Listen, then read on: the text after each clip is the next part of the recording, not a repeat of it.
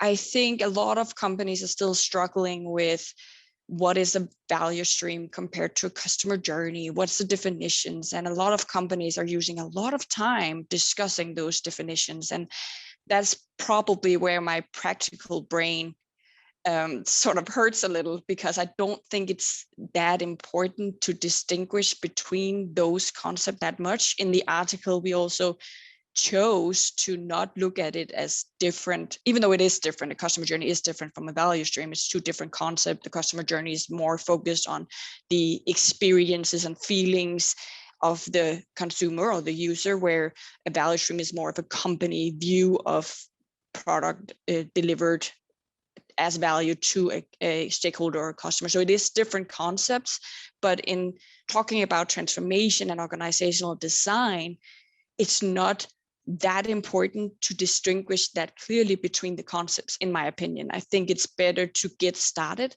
and in a very agile approach, learn from that, because I think every company that has worked with customer journeys has tried to map it all out in a very theoretical exercise, only to find that as soon as they then start trying to implement it, it's not right anyway.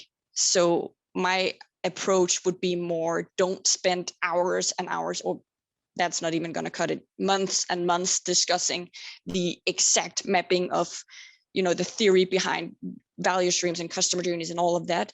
Instead, try to just get moving with one and start transforming. And that's also getting into those steps that we're going to get closer to